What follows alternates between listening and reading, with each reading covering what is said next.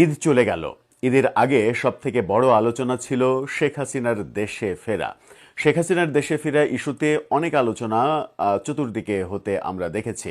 সেই সকল গুঞ্জন, শেখ হাসিনার বক্তব্য, শেখ হাসিনার নেতাদের বক্তব্য, বিভিন্ন বক্তব্য নিয়ে আমরা আলোচনাও করেছি। সেই সঙ্গে সরকারের যে অবস্থান, সেই অবস্থান নিয়েও আমরা কথা বলেছি। এবার নতুন একটা খবর তৈরি হয়েছে এবং এই খবরটা অনেক বড় খবর। ঈদের ছুটিতে যখন সবাই মানে ছুটি কাটাতে ব্যস্ত, ঈদের আনন্দ উপভোগ করতে ব্যস্ত, তখন আমরা ঈদের একদিন পরে এসে সেই বড় খবরের সন্ধান পাচ্ছি। খবরটা হলো শেখ হাসিনা চিঠি দিয়েছেন জাতিসংঘে। জাতিসংঘে চিঠি দিয়েছেন, তার পেছনে তাহলে কারণ কি? শেখ হাসিনার ফেরাটা নিশ্চিত করতে জাতিসংঘের হস্তক্ষেপ চাইছেন। জাতিসংঘ কি ভূমিকা পালন করবে?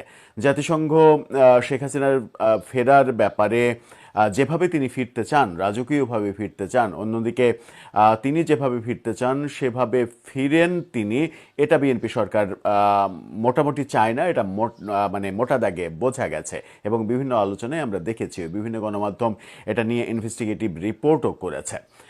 তাহলে জাতিসংঘের ভূমিকা কি হবে? চিঠিতেই বা কি লিখলেন শেখ হাসিনা, সেই আলোচনা করব এই ভিডিওতে। আওয়ামী লীগের নেত্রী শেখ হাসিনা তিনি জাতিসংঘে চিঠি দিয়েছেন। তিনি তার মানে আইন অজ্ঞদের দিয়ে, ল ফার্ম দিয়ে এই চিঠি পাঠিয়েছেন।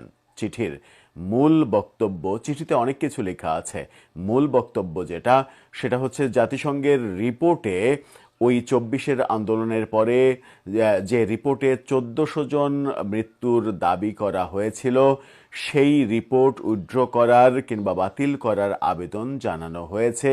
যে আবেদনগুলো জানানো হয়েছে তার মধ্যে সব থেকে বড় ইস্যু এটা।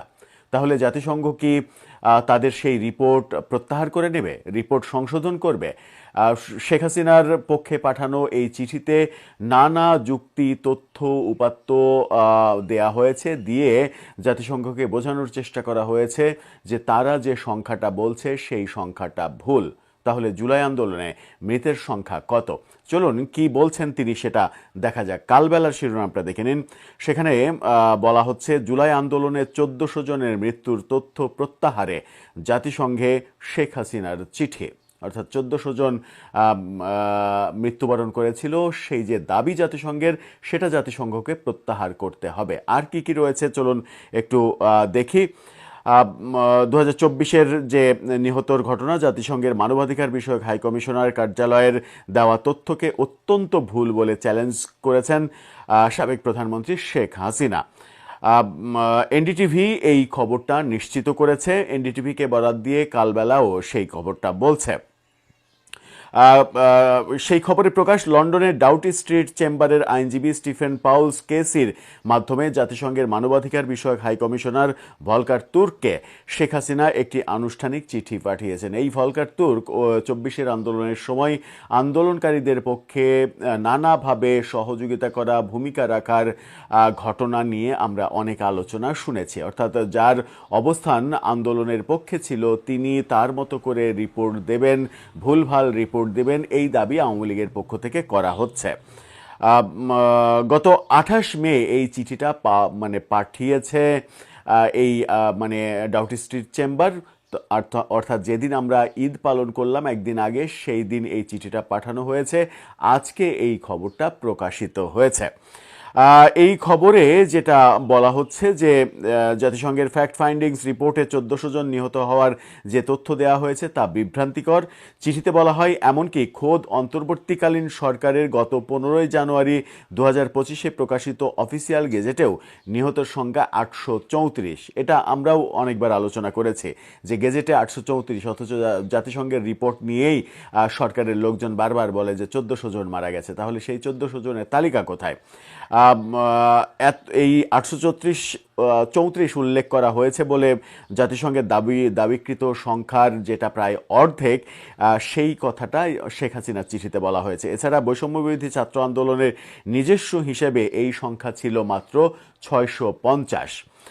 জাতিসংঘের ফ্যাক্ট ফাইন্ডিং রিপোর্ট নিয়ে আওয়ামী লীগ শুরু থেকেই মানে দাবি করে আসছে যে এটা ভুল, এটা অপতথ্য দিয়েছে জাতিসংঘ। এনডিটিভির খবর বলছে স্টিফেন পাউলস কেসির নামে যে আইনজীবীর কথা বলা হয়েছে এবং যে চিঠির তথ্য উল্লেখ করা হয়েছে তা মানে যেটা পাওয়া গেছে সেই যে মানে চিঠি এবং তথ্য সেগুলো বাংলাদেশি কোনো গণমাধ্যমের কাছে এখন পর্যন্ত আসেনি, এনডিটিভির হাতে এসেছে এরকম এনডিটিভি দাবি করেছে। এনডিটিভি দাবি করেছে তারা এই চিঠিটি সংগ্রহের পরেই এই রিপোর্টটা করেছে। অন্যদিকে এই ধরনের চিঠি জাতিসংঘ কতটা আমলে নিতে পারে এবং তাদের কাছে কতটা গ্রহণযোগ্য হতে পারে সে বিষয়ে এক ধরনের কনফিউশন তো রয়েছে যে জাতিসংঘ এই চিঠিটাকে আমলে নেবে নাকি আমলে নেবে না, প্রত্যাখ্যান করবে, সেটাও একটা বড় ব্যাপার। পাউলস কেসি এবং তার চেম্বার বাংলাদেশের 2024 পরবর্তী সহিংসতা, গ্রেপ্তার ও রাজনৈতিক প্রতিশোধের অভিযোগ নিয়ে আইসিসি ও জাতিসংঘে আগেও আবেদন করেছেন। সেই আবেদন আওয়ামী লীগের রাজনৈতিক অবস্থানকে আন্তর্জাতিকভাবে তুলে ধরার একটা প্রচেষ্টা হিসেবে দেখা দিয়েছিল। তার আবেদন প্রক্রিয়া নিয়ে তখন দেশে অর্থাৎ জুলাই আন্দোলনের পক্ষে যারা তারা সমালোচনাও করেছিলেন। শেখ হাসিনার আইনি দলের অভিযোগ এই অতিরঞ্জিত নিহতের সংখ্যাকে রাজনৈতিক উদ্দেশ্যে ব্যবহার করা হয়েছে এবং চিঠিতে বলা হয়েছে এই সংখ্যাকে বড় করে দেখিয়ে শেখ হাসিনাকে একজন গণহত্যাকারী হিসেবে চিত্রিত করার একটা চেষ্টা করা হয়েছে, যেটা প্রফেসর ইউনূসের মেটিকুলাস ডিজাইন অনেকেই বলেন। সেখানে বলা হয়েছে যে এই যে পাউলস কেসের চিঠিতে জাতিসংঘের এই তদন্ত প্রক্রিয়ার স্বাধীনতা ও নিরপেক্ষতা নিয়েও গভীর উদ্বেগ প্রকাশ করা হয়েছে। এই তদন্তটি ডক্টর মোহাম্মদ ইউনূসের নেতৃত্বাধীন অন্তর্বর্তী সরকারের আমন্ত্রণে পরিচালিত হয়েছিল, অর্থাৎ প্রফেসর ইউনূস সরকার এটা প্রভাবিত করেছিল সেই দাবিও করা হয়েছে। চিঠিতে ডক্টর ইউনূসের পূর্বের একটি মন্তব্যকে উদ্ধৃত করে বলা হয়েছে যে তিনি কোটা আন্দোলনকে একটি সুপরিকল্পিত ও সুশৃঙ্খল অপারেশন হিসেবে বর্ণনা করেছিলেন, অর্থাৎ মেটিকুলাস ডিজাইনের কথা, যেটা অর্থাৎ প্রফেসর ইউনূসই স্বীকার করেছিলেন যে এটা কোনো সাধারণ আন্দোলন না, এটা একটা মেটিকুলাস ডিজাইনের মাধ্যমেই আন্দোলনটা করা হয়েছে। আইনজীবীর মতে এমন একটি সরকারের অধীনে পরিচালিত তদন্ত নিরপেক্ষ হওয়া সম্ভব নয় যাদের বিরুদ্ধে খোদ আন্তর্জাতিক অপরাধ আদালতে মানবতা বিরোধী অপরাধের অভিযোগ রয়েছে। এই ব্যাপারে অনেক আলোচনা, অনেক কিছু মানে এই প্রফেসর ইউনূসের বিভিন্ন কর্মকাণ্ড, তার 1.5 বছরের বিভিন্ন হিংসাত্মক ধ্বংসাত্মক কর্মকাণ্ড আরও বেশি বিতর্কের সৃষ্টি করেছে। নানা বিতর্কের মাঝে এখন দেখার বিষয় যে শেখ হাসিনার পক্ষে ডাউটিং স্ট্রিট চেম্বার জাতিসংঘে যে আবেদন করলো সেই আবেদন তারা এই আবেদনে সাড়া দেয় কিনা, জাতিসংঘে কোনো ভূমিকা পালন করে কিনা, কিংবা জাতিসংঘ যদি ভূমিকা পালন করতে চায় তাহলে তাদেরকে মানে বলতে হবে যে আমরা যে তথ্য দিয়েছিলাম সেই তথ্যে মানে গড়মিল রয়েছে। এমনকি সেই সময় যে তথ্য সংগ্রহ করা হয়েছিল সেই তথ্যে জাতিসংঘ অনেকের সঙ্গেই কথা বলতে চেয়েছে, কিন্তু ইউনূস সরকার অনেকের সঙ্গে কথা বলতে দেয়নি, এই অভিযোগও রয়েছে। এমনকি সেনাপ্রধানের সঙ্গে কথা বলতেও পারেননি জাতিসংঘের প্রতিনিধিরা, এরকম অভিযোগও কিন্তু রয়েছে। সুতরাং আবার আরেকটা ব্যাপার রয়েছে, জাতিসংঘের রিপোর্টে বলা হয়েছিল যে 15ই আগস্ট পর্যন্ত, 5 তারিখে শেখ হাসিনার পতন হয়েছে, 15ই আগস্ট পর্যন্ত এই 1400 জনের যে ধারণা দিয়েছিল সেটা 15ই আগস্ট পর্যন্ত। সেই ক্ষেত্রে আমরা দেখেছি 5 আগস্ট থেকে 15 আগস্ট এই সময় সহিংসতা কিংবা প্রতিশোধ স্পৃহা থেকে বহু মৃত্যুর ঘটনা ঘটেছে। সুতরাং মানে জুলাই আন্দোলনে মানে 5 তারিখ পর্যন্ত 1400 জন মারা গেছে, এই মানে তথ্য কিন্তু জাতিসংঘ তার রিপোর্টেও বলেনি। এখন দেখার বিষয় জাতিসংঘ শেখ হাসিনার এই চিঠিতে সাড়া দেয় কিনা। যখন শেখ হাসিনার দেশে ফেরা নিয়ে নানা ব্যাপারে আলোচনা হচ্ছে, তখন শেখ হাসিনার এই জাতিসংঘের রিপোর্ট ভুল ছিল এটা প্রতিষ্ঠিত করারও একটা নিশ্চয় রাজনৈতিক কারণ রয়েছে। এটা নিশ্চিত করতে পারলে তারা আরেকটা শক্তি হয়তো পাবে যে এতদিন আমাদের নামে যে মিথ্যা প্রচারণা করা হচ্ছিল সেগুলো রাজনৈতিক প্রতিহিংসার বশবর্তী হয়েই করা হচ্ছিল। আদৌ কি সেসব হবে?